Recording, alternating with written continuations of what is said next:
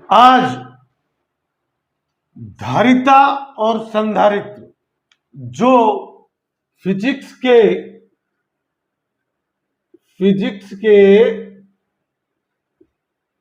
12th class के chapter 2 में आता है। सबसे पहले धारिता की बात करते हैं। तो धारिता यानी कैपेसिटेंस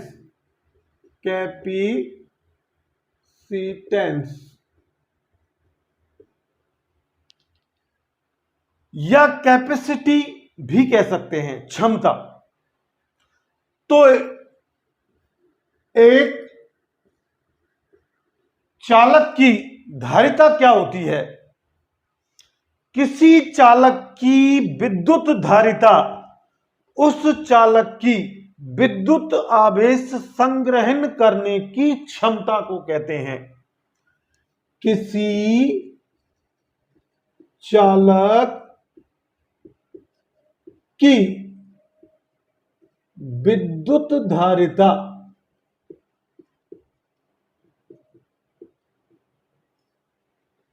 चालक द्वारा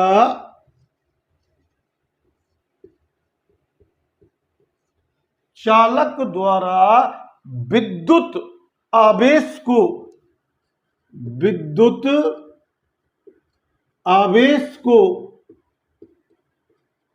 यानी चार्ज को संग्रहण करने संग्रहण का मतलब होता है भंडारण करने यानी स्टोर करने की क्षमता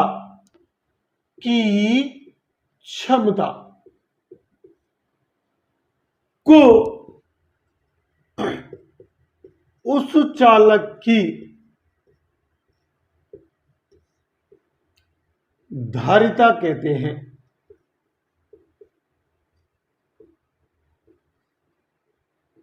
देखिए, एक ये परिभाषा हो गई आपकी कि किसी चालक की, ये कोई चालक है,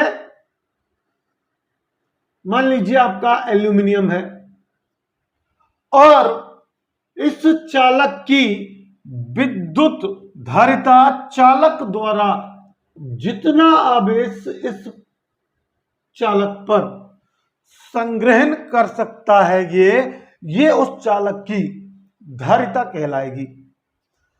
दूसरे शब्दों में, हम टेक्निकल जो स्टूडेंट हैं उनके लिए आगे अगर टेक्निकल में जाना है तो आवेश भंडारण करने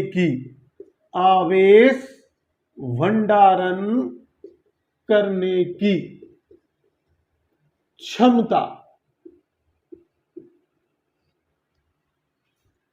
को धारिता कहते हैं।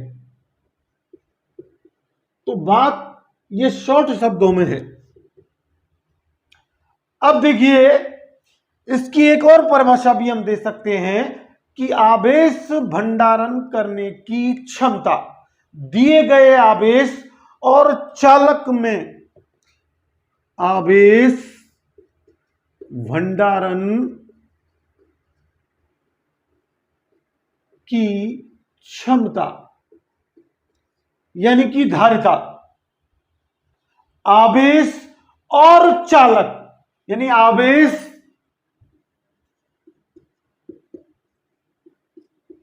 क्यों मान रहा हूं मैं, और चालक के सिरों पर विभव में होने वाली वृद्धि, चालक के सिरों पर विभव में होने वाली वृद्धि आपकी का अनुपात धारिता कहलाता है। देखिए, ये जो आवेश भंडारण करने की क्षमता, जिसे हम कैपेसिटेंस कह रहे हैं, वो आवेश और चालक के सिरों पर विभव जो उत्पन्न होता है, विभव में होने वाली जो वृद्धि होती है, उसका अनुपात क्या कहलाता है? धारिता। यानी कि धारिता बराबर आपका क्या होगा? आवेश बटे विभव या वोल्टता। लेकिन आवेश जो है Q, वो जितना भंडारण कर रहा है उतना ही उस चालक के सिरों पर विभव में वृद्धि के समानुपाती होता है। तो इसे यूं भी लिख सकते हैं कि Q बराबर समानुपाती का चिन्ह हटाने के लिए C बटे V, जहां C एक नियतांक है जिसे चालक की धारिता कहते हैं। तो अब यहां देखें कि C बराबर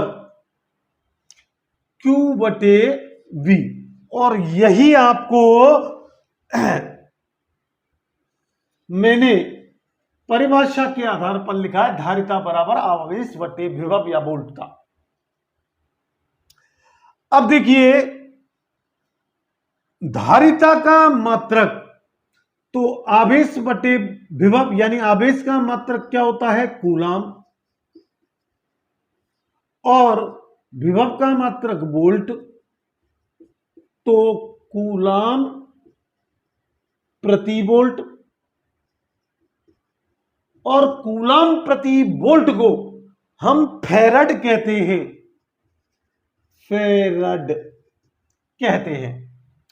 एक कूलाम आवेश संग्रह करने पर 1 वोल्ट की वोल्टता यदि उत्पन्न होती है या वोल्टता में वृद्धि 1 वोल्ट होती है, तो उस चालक की धारिता 1 फैराड कहलाती है। यानी 1 फैराड बराबर 1 कूलाम बटे 1 वोल्ट। अब देखिए, धारिता जो है उसके उपमात्रक होते हैं।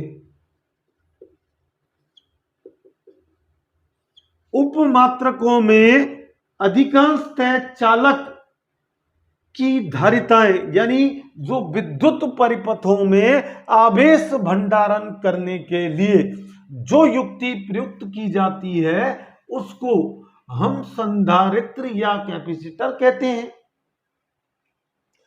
तो इस विद्युत परिपथों में धारिता को, संधारित्र की धारिता को माइक्रोफैराड में व्यक्त करते हैं। तो 1 माइक्रोफैराड बराबर 10⁻⁻6 फैराड। 1 नैनोफैराड भी होता है, तो नैनोफैराड में भी व्यक्त की जाती है इलेक्ट्रॉनिक परिपथों में 10⁻⁹ फैराड, और एक होता है पिकोफैराड, और ये 10⁻12 फैराड के बराबर होता है। ये भी आपको जानना बेहद जरूरी है। अब देखिए, संधारित्र क्या होता है? ये मैंने अभी कहा कि आवेश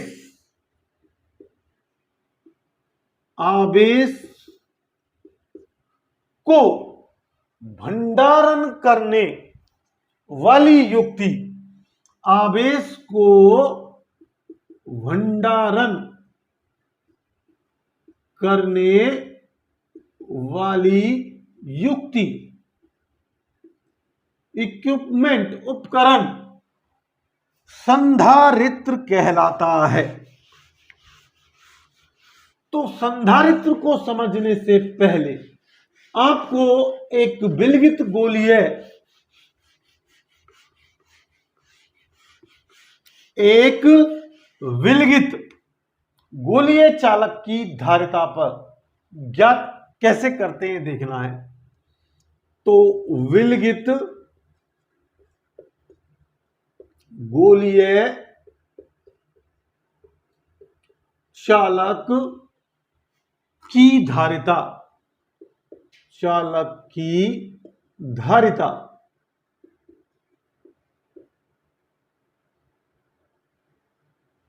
यानी कि capacity of an insulated spherical conductor, capacity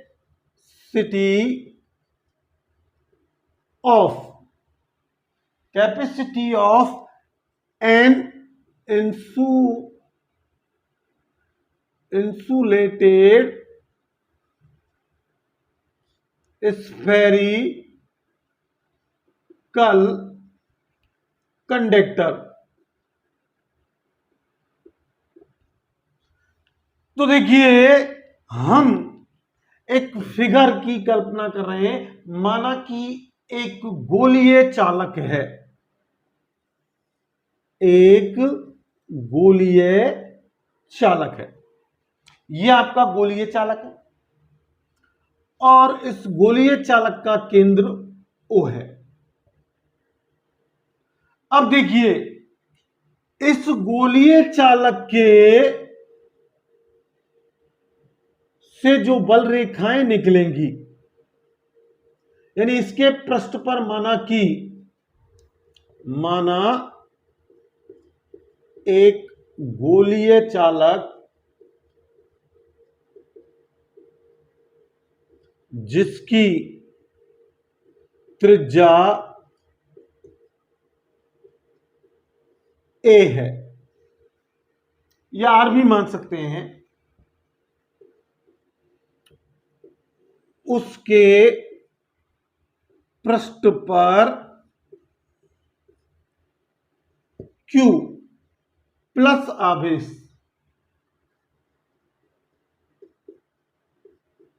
एक समान वितरित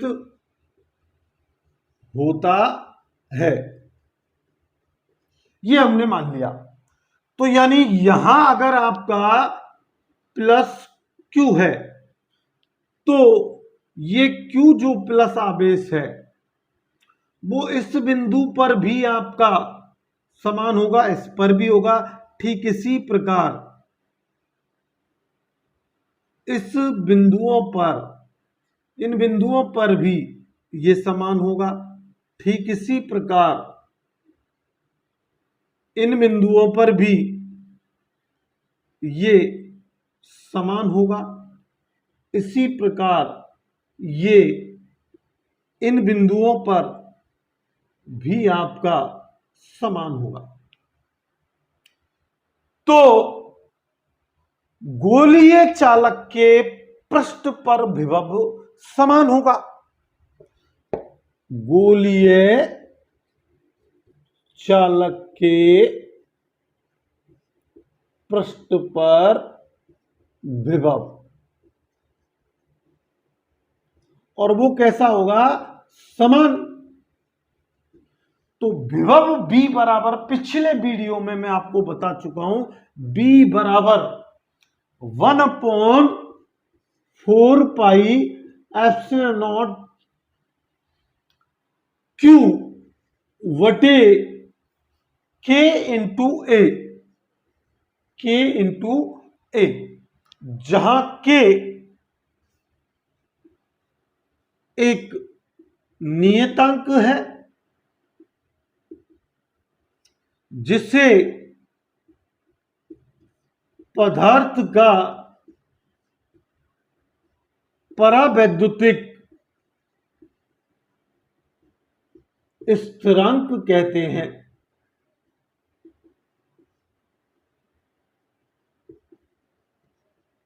ये मैंने समीकरण 1 डाल दिया। अब आपको मैंने अभी बताया था कि धारिता बराबर C बराबर Q बटे V। तो ये समीकरण 2 लिख दिया मैंने। तो समीकरण 2 में b का मान रखेंगे हम। समीकरण 2 में b का मान रखने पर, इसे मैं ऊपर लिख रहा हूं, तो जिन्होंने नोट नहीं किया है वो नोट कर लें, या इधर ले लेता हूं कि c बराबर q बटे b। b की जगह क्या आ गया आपका 1/4 पाई एप्सिलॉन नॉट q बटे k इंटू ए। अब देखिए इसको गुणज के रूप में बदलें तो q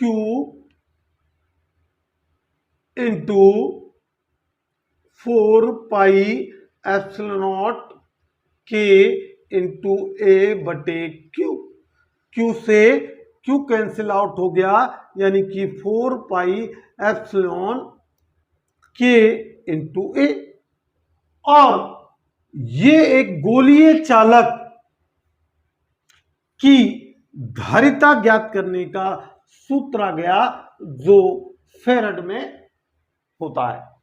यदि हम मान लें कि निर्वात और वायु के लिए अगर हम देखें तो निर्वात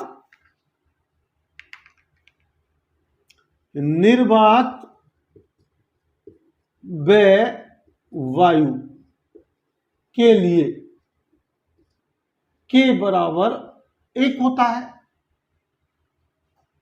तो C0 निर्वात की हम मान लेते हैं C0, तो C0 बराबर क्या हो जाएगा यहां 4 पाई एप्सिलॉन।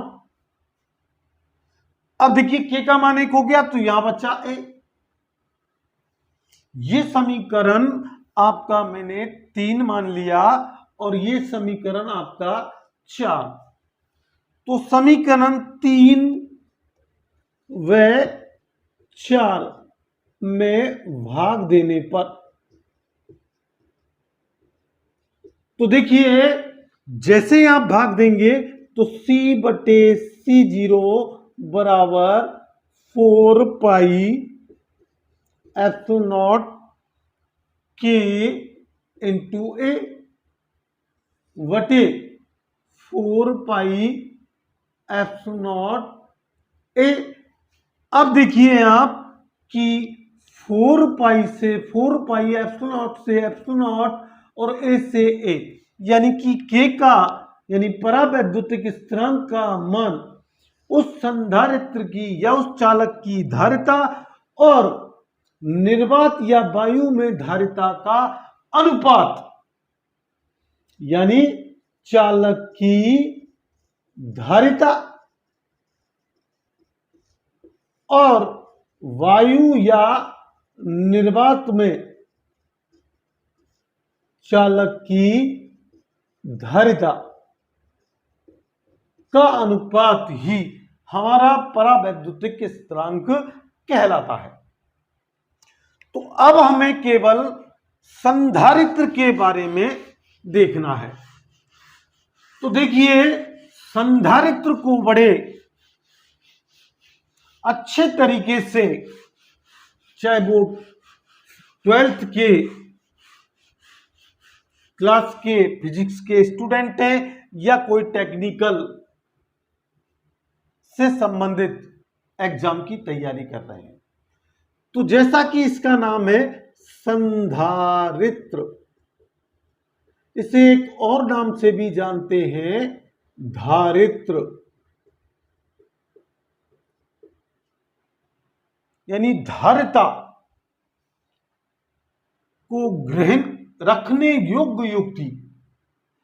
तो संधारित्र की परिभाषा क्या हुई, वह युक्ति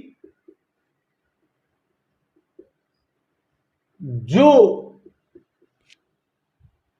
अब देखिए संधारित्र वह युक्ति होती है जिसकी पट्टियों के आकार में, यानी चालक के आकार में बिना परिवर्तन किए हुए आवेश का भंडारण किया जा सकता है। तो वह युक्ति जो पट्टी के आकार में बिना परिवर्तन किए आवेश को संग्रहण यानी भंडारण करती है, वह संधारित्र या कैपेसिटर कहलाती है। कैपेसिटर कहलाती है। एक संधारित्र की धारिता की गणना करने का फार्मूला वही होगा C बराबर Q/B। अब देखिए Q बराबर हम जानते हैं IT यानी कि एम्पियर इंटू टी, AT इसकी विमीय सूत्र हो गया। जबकि विभव में पिछली वीडियो में बता चुका हूं आपको कि ML2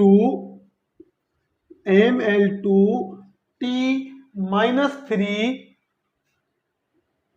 A-1। तो यह विमा भी देख लें कि AT बटे ML2 T-3 A-1। अब इसे लिखा जा सकता है M-1, चूंकि M ऊपर गया तो माइनस की घात हो गई। अब देखिए L2 है, ये ऊपर गया तो L-2। अब देखिए 3 यहां माइनस के हैं और एक ऊपर प्लस का है, तो ये ऊपर गया तो 3 और 1 4 यानी कि T4। और एक ये प्लस का है और एक ये माइनस का है, तो ये दोनों घातें जुड़ेंगी तो A2। ये आपकी धारिता का विमीय सूत्र हो गया।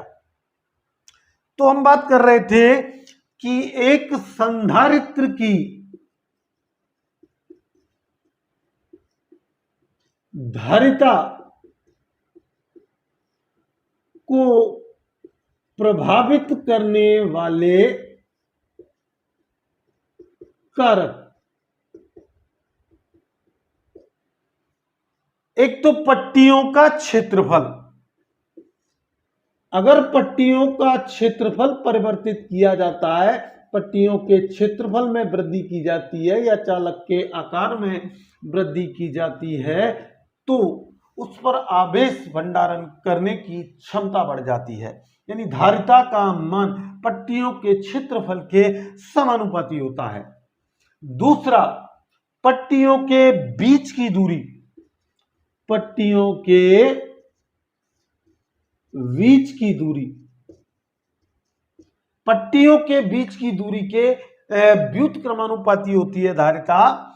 और तीसरा, परावैद्युतिक पदार्थ, दो पट्टियों के बीच एक अचालक पदार्थ भर करके जो अचालक पदार्थ रखा जाता है वो परावैद्युतिक पदार्थ कहलाता है। तो परावैद्युतिक पदार्थ की सामर्थ्य पर भी एक संधारित्र की धारिता निर्भर करती है। चौथा, तापमान पर। तो आज की इस वीडियो में आपने संधारित्र, धारिता और एक विलगित गोलीय चालक की पृष्ठ पर धारिता और विभव देखे। आपको ये वीडियो अगर पसंद है तो ज्यादा से ज्यादा लाइक करें, शेयर करें और जो हमारे चैनल पर नए हैं वो चैनल को सब्सक्राइब करें। Thanks for watching this video.